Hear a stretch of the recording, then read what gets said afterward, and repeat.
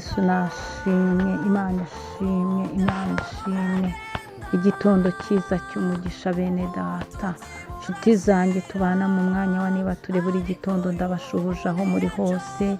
Wowe uri hano mu gihugu cyacu cy'u Rwanda, bari ku migabane itandukanye, Yesu Kristo nashimwe. Bakristo bitorerera Yono Mountain Church mu Rwanda, Imana ishimwe. Duhereje Imana icyubahiro, izinze ijoro ikazingura amanywa.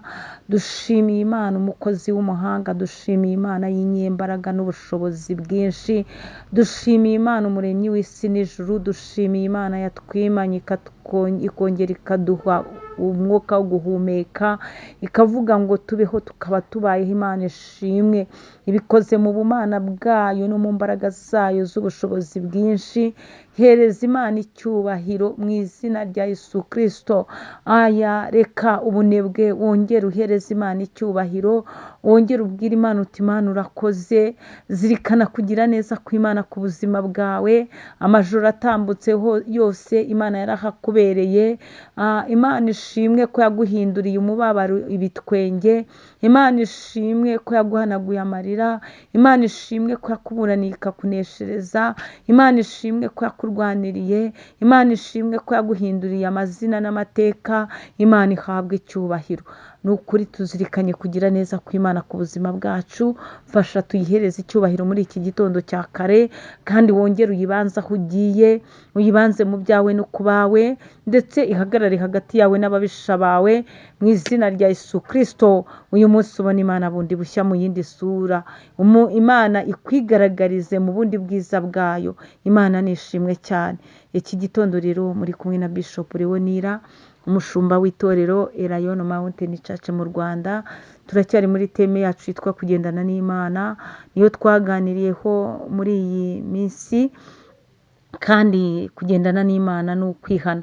Ntabwo Imana irera, Imana irera, Imana irakiranuka, Imana yuzuye urukundo n'imbabazi.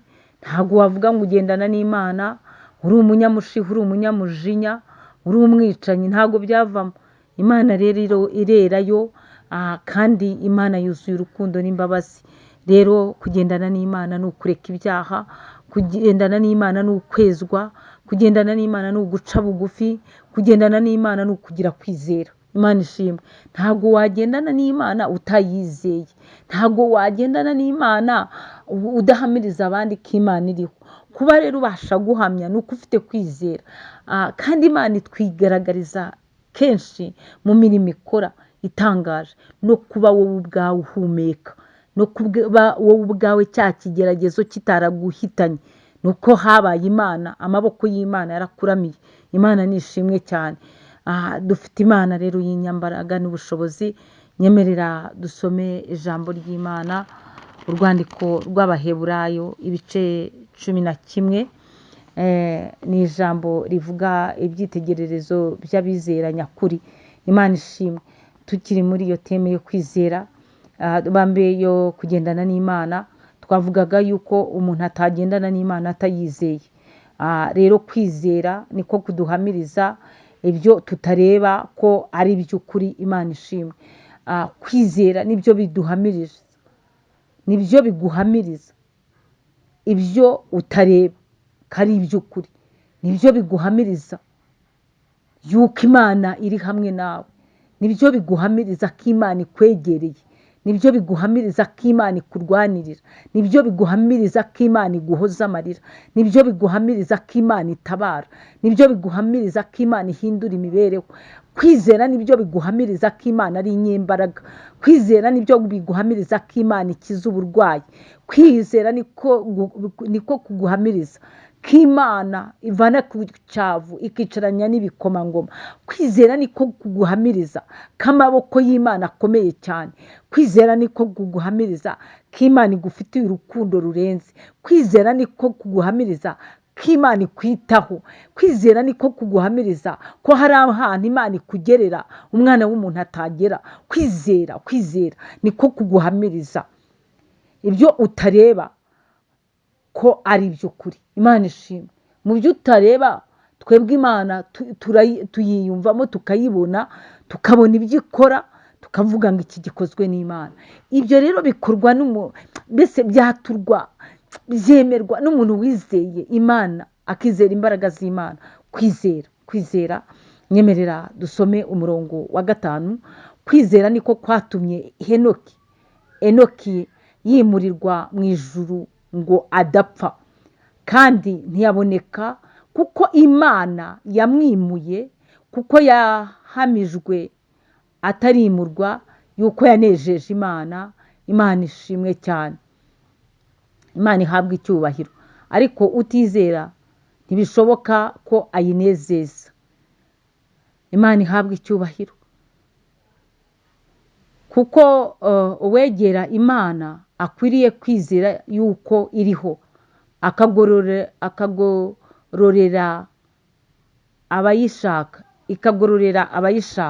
Ngo kwizera niko kwatumye, ni ukuvuga Enoki yizeye Imana bigeza igihe Imana imwimurira mu ijuru ngo adapfa. Urumva uko kwizera. Ubundi ngo Enoki yaganiriye n'Imana, arasenga, Enoki ahimbaza Imana, Enoki agira umwanya uhagije wo kubana n'Imana, Enoki agendana n'Imana. Ni ukuvuga ngo Enoki yagendanye n'Imana igeraho imwimura. Imana ishimwe, iramwimura.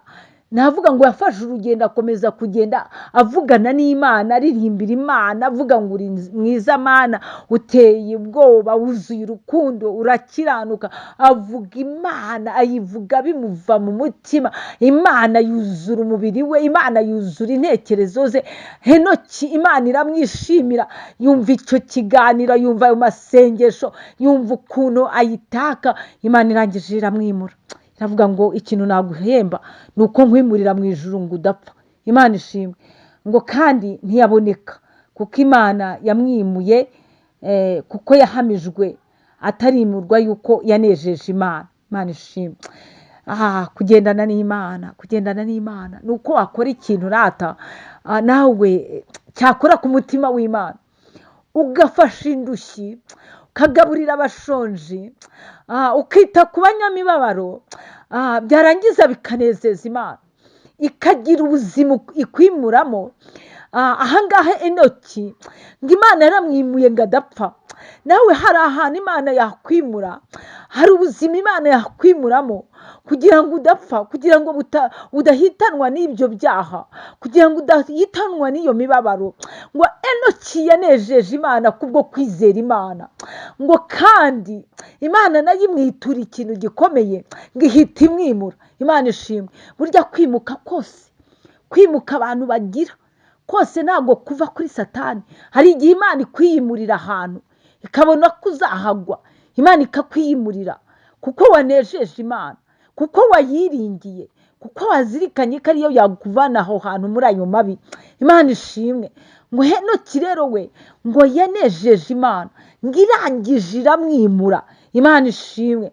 Ngo imwimurira mu ijuru ngo adapfa. Imana ishimwe. Nawe uyu munsi ndatura ku buzima bwawe, Imana igira ahantu ikwimura. Ndavuga ikuvane mu buzima rata bwatuma upfa n'ibyawe bigapfa bikangirika. Wizere Imana, uzamure kwizera, uvuge ngo Mana ndakwizeye, nizeye imbaraga zawe, nizeye ineza yawe kuri nge. Nunyimure uhindure imibereho yanjye, uhindure iyi mibereho idafatika, uhindure ubu buzima budafatika. Nyimura, ubanze ubwira Imana ariko ikwimure mu byaha, ikwimure muri kamere y'imijinya n'imishiha, ikwimure mu busambanyi n'ubwomanzi. Imana ikwimure mu izina rya Yesu Kristo. Imana ikwimure ngo udapfa, utagwa muri ibyo byaha mu izina rya Yesu, nk'uko yimuye Enoki ariko ngo yari yanejeje Imana. Nawe rero ahasigaye ujye ukora imirimo inezeza Imana, ujye ukora imirimo Imana ireba ikabona ko wakijijwe, wamenetse. Kandi ujye uhindira imishyitsi imbere y'Imana, ujye ugenda wicishije bugufi imbere y'Imana ishobora byose. Imana iguha umugisha. Shalom shalom.